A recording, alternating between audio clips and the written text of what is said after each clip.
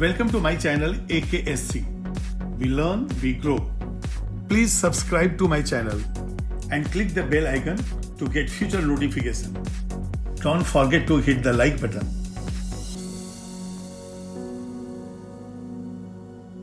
Copper के extraction में जो हमने स्मेल्टिंग किया है उस ब्लास्ट फर्नेस से हमें मिला है मैट। और मैट में क्या क्या है? Cu2s and FeS। और इस मैट का अब हम करने वाले हैं बेसमराइजेशन। देखिए, बेसमर कन्वर्टर जो है एक ओवल शेप एक जो है फर्नेस है और इसके अंदर जो है बेसिक लाइनिंग भी है। अब यहाँ पे देखिए जो भी फर्नेसेस है उसके अंदर रिफ्रैक्टरी मटेरियल का लाइनिंग होता है और रिफ्रैक्टरी मटेरियल वो मटेरियल है जो हाई टेम्परेचर पे ना तो मेल्ट होते हैं और ना ही सॉफ्ट होते हैं। मतलब ऐसा ना कि सॉफ्ट हो जाए तो ब्लास्ट फर्नेस या फिर बेसमर कन्वर्टर ही हिलने लगे, ऐसा नहीं है। ये बिल्कुल जो है हाई टेम्परेचर रेजिस्टेंट होते हैं जिसका हम फायर ब्रिक्स बनाते हैं। तो इस बेसमर कन्वर्टर में हमने मैट लिया। अब यहाँ पे देखेंगे इसके वर्किंग में, ये देखिए ये हमारा पर्ल शेप का बेसमर कन्वर्टर है और इस बेसमर कन्वर्टर में हॉट एयर हम पास कर रहे हैं तो हाई टेम्परेचर मेंटेन होगा ही। यहाँ पे जो हमने लिया है मोल्टन मैट है और सैंड है। देखिए सैंड हमने ब्लास्ट फर्नेस पे भी डाला था, वहां भी FeSiO3 बना था, जो इंप्योरिटीज निकले थे। यहाँ भी हो सकता है कि कुछ FeO इंप्योरिटी बच गया हो जो इस सैंड से हम निकालेंगे। तो सबसे पहले देखेंगे मैट, और मैट के अंदर क्या हुआ। ये प्रोसेस जो यहाँ पे बेसमराइजेशन का है, बेसमर कन्वर्टर जो है ये फर्नेस का नाम है और जो प्रोसेस है वो बेसमराइजेशन। और इस बेसमराइजेशन में ऑटो रिडक्शन होगा। इसलिए कई बार क्वेश्चन आता है कि कॉपर इज एक्सट्रैक्टेड बाय, तो carbon reduction, electrolytic reduction, auto reduction, तो ये ऑटो रिडक्शन का एग्जांपल है। लेड भी जो है PbS से ऑटो रिडक्शन से प्रोड्यूस होता है और यहाँ भी कॉपर पायरेट से हम ऑटो रिडक्शन ले रहे हैं। तो सबसे पहले देखेंगे हमारे पास मैट क्या है। मैट जो हमने लाया है ब्लास्ट फर्नेस से वो है Cu2s एंड FeS। ये मोल्टन मास हमने लिया। यहाँ पे मैट के साथ हमने क्या डाला है? सैंड। तो फ्लक्स यहाँ पे हो गया सैंड। अब हम देखेंगे रिएक्शन क्या होता है। Cu2s एंड FeS दोनों ही कन्वर्ट हो जाएंगे किसमें? ऑक्साइड में। तो यहाँ पे Cu2s प्लस O2, ये आ गया Cu2O प्लस SO2, तो यहाँ पे 2 टाइम्स, ये हो गया 3 टाइम्स।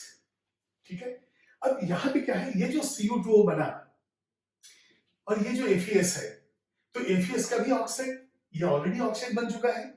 तो ये जो ऑक्साइड बना है वो सैंड से सिलिकेट के फॉर्म में निकल जाएगा। तो यहाँ पे आप देखेंगे यदि FeS रिएक्ट करता है तो यहाँ से बनेगा, ये देखिए हाई टेम्परेचर, इसलिए हीटिंग का सिंबल बनाएंगे FeO प्लस SO2, ये आपका हो गया 3 टाइम्स। ये हमारा इम्प्यूरिटी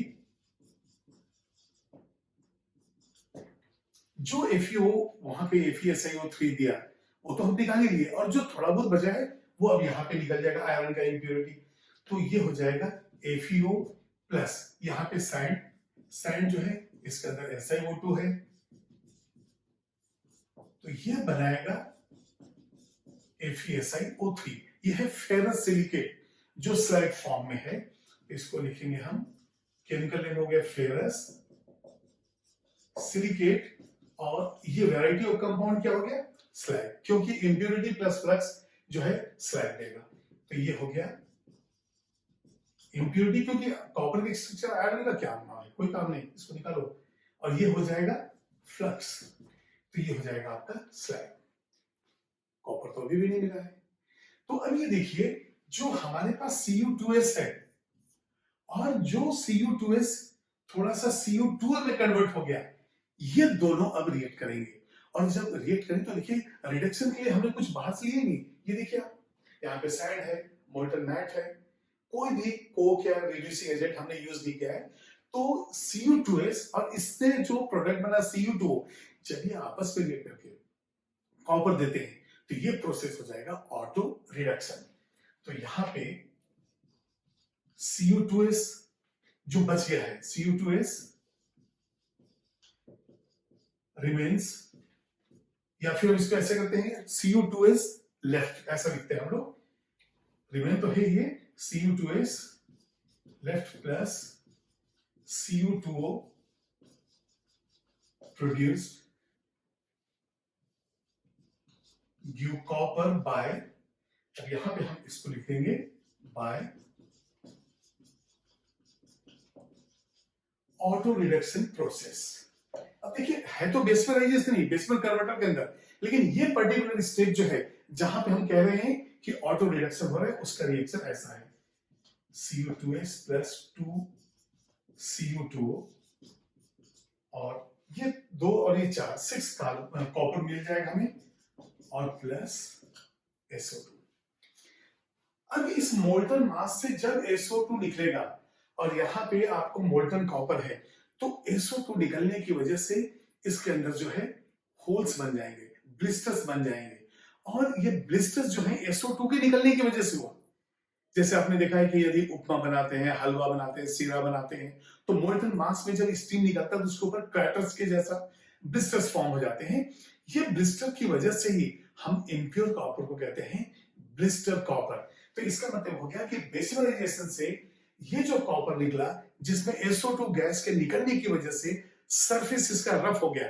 अभी देखिए यदि मान ली हम इस कॉपर को ठंडा भी कर दें, तो जैसे ही गर्म होगा ये SO2 जो ट्रैप हो गया है, जो इस मोल्टन कॉपर के अंदर है, वो जब बाहर निकलेगा तो इसके सरफेस पे क्रैटर्स, सरफेस पे ब्लिस्टर्स बन जाएंगे, जिसकी वजह से इसको कहते हैं हम ब्लिस्टर कॉपर। तो यहां पे मैं लिख दूंगा ब्लिस्टर कॉपर। अभी देखिए ब्लिस्टर कॉपर में जो है 98% कॉपर है और 2% इंप्यूरिटी। तो कई बार पूछा जाता है कि ब्लिस्टर कॉपर के अंदर इंप्यूरिटी कितना है, तो वहां पे सिर्फ 2% है। तो ये जो ब्लिस्टर कॉपर है 98% ये हो गया प्योर, देयरफॉर 2% इम्प्योर। ये क्लियर हुआ? तो एक बार फिर से देखिए यहाँ पे मोल्टन मैट हमारा क्या है Cu2SN FeS है, और इसके अंदर FeO जो है इंप्योरिटी रहेगा, उसको निकालने के लिए हमने सैंड को यूज किया है, और सैंड एज ए फ्लक्स है। और ये किस तरह का फ्लक्स है? ये एसिडिक फ्लक्स है, क्योंकि हमारे पास इंप्योरिटी बेसिक है। अब ये सल्फाइड ऑक्साइड में कन्वर्ट हुआ, ये सल्फाइड भी ऑक्साइड में, और ये ऑक्साइड बनाया स्लैब। तो जो हमारे पास Cu2S है मैट का, और ये जो नया Cu2O बना, इनके बीच जो रिएक्शन होगा उसको कहते हैं हम ऑटो रिडक्शन। और जो कॉपर मिला वो कैसा है? ब्लिस्टर कॉपर, क्योंकि इसके ऊपर SO2 गैस के निकलने की वजह से ब्लिस्टर्स बन गए।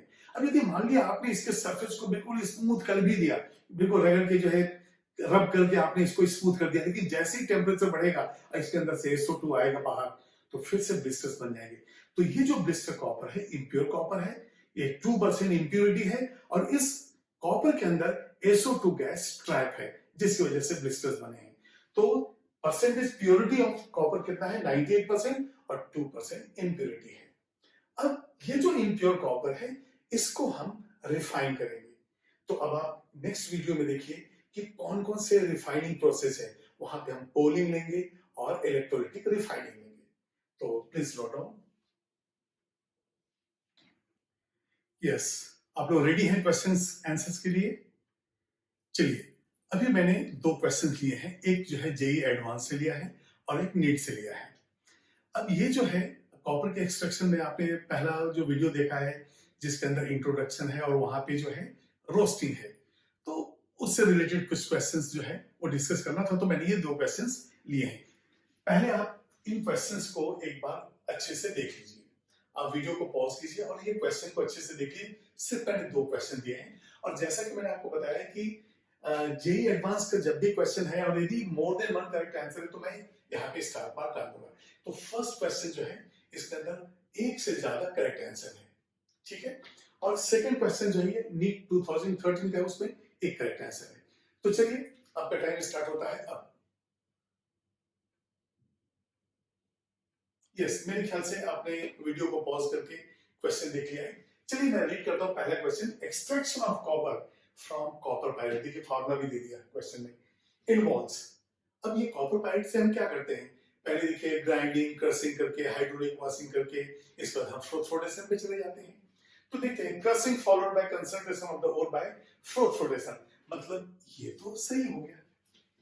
फिर removal of iron as a slag. Extraction of copper में जब कॉपर पायरेट से Cu2S FeS बनता है, और जो फिर FeO देता है, आप जो है जाएंगे रोस्टिंग में और स्मेल्टिंग में आप इक्वेशन देखेंगे किस तरह से स्लैग फॉर्मेशन होता है। तो वहां removal of iron as slag, और आपको मालूम है वहां पे स्लैग कौन सा बनता है, वो बनता है FeSiO3। तो सेकंड भी हमारा सही हो गया, आपके भी आंसर सही हो गया ना। चलिए ठीक है, आगे चलते हैं। Self reduction step to produce blister copper followed by evolution of SO2। अब ये तो आपको मालूम है कि डेसिमल कन्वर्टर के अंदर CO2S एंड CO2O ये दोनों रिएक्ट करेंगे और वहां पे हमें मिलेगा ब्लिस्टर कॉपर। क्यों ब्लिस्टर कॉपर? क्योंकि SO2 जब निकलेगा तो सरफेस ऑफ कॉपर जो उस पर ब्लिस्टर्स फॉर्म हो जाएंगे, तो ये हो गया ब्लिस्टर कॉपर। तो following evolution of SO2 gas निकला, ये भी बिल्कुल सही है। नेक्स्ट है refining of blister copper is by carbon reduction. अरे हमने रिफाइनिंग ऑफ कॉपर में देखा है कि क्या होता है, ये या तो पोलिंग होता है या तो इलेक्ट्रोलिटिक रिफाइनिंग होता है। तो ये रॉन्ग है, तो आपके answer A, B and C हो गए। तीन आंसर है हमारे, तो यहां पे मैं लिख दूंगा A, B, C। चलिए अब देखते हैं नेक्स्ट क्वेश्चन पे। Roasting of sulphide gives the gas X। अभी बताइए सल्फाइड का रोस्टिंग करेंगे तो क्या बनेगा, SO2 ही बनेगा। तो दिमाग में तो है कि अब SO2 आंसर होना चाहिए, लेकिन कई बार क्या होगा दिमाग में कि SO2 कहीं SO3 तो नहीं बनाया। तो क्वेश्चन आगे देखते हैं क्या है। Give the gas X as a byproduct. This is a colorless gas with choking smell of burnt sulfur. तो जब सल्फर ऐसा हमें फील होता है, चॉकिंग, हमें जो है बिल्कुल ये इतना पंजेंट स्मेलिंग गैस है कि यदि थोड़ा देर यदि स्मेल करेंगे तो हम लगता है कि बेहोश भी हो जाएंगे। तो burn sulphur and causes great damage to the respiratory organs, हमें सफोकेशन फील होने लगता है। Its aqueous solution is acidic, भाई नॉन मेटल ऑक्साइड है तो एसिड तो हो गई। अब SO2 भी एसिडिक होगा, SO3 भी एसिडिक होगा। SO2 के अंदर H2SO3 बनेगा जो हम कलेक्ट नहीं कर सकते, H2SO4 बनेगा SO3 से, वो तो कलेक्ट कर सकते हैं। तो आगे देखते हैं, acts as a reducing agent. अब बताइए SO2 और SO3, मान ली दिमाग में आया कि दो गैसेस, कहीं ऐसा तो नहीं SO3 है। अभी बताइए यदि ये रिड्यूसिंग एजेंट के जैसा काम कर रहा है, यहां पे लिखिए ये दिया गया कंडीशन रिड्यूसिंग एजेंट, तो रिड्यूसिंग एजेंट का मतलब ये खुद को ऑक्सीडाइज करेगा। अब SO2 के अंदर सल्फर का ऑक्सीडेशन स्टेट +4 है, ये तो +6 हो सकता है, लेकिन यदि आपके दिमाग में कहीं SO3 आ गया तो SO3 में ऑलरेडी +6 है, वो तो +7 +8 होने से रहा। इसका मतलब बिल्कुल जो है SO2 हमें लग रहा है कि आंसर होगा। तो its acid has never been isolated, the gas X is, बिल्कुल फाइनल आंसर आ गया आपका SO2, क्योंकि SO2 तो रिड्यूसिंग एजेंट है तो ऑक्सीडाइज होकर SO3 बनाएगा, अपने ऑक्सीडेशन स्टेट को इंक्रीज करेगा, लेकिन SO3 के पास वैसा कोई चांस नहीं है। तो ये दो क्वेश्चंस मैंने एक JEE एडवांस और एक डीप से लिया है, इसको आप नोट कर लीजिए।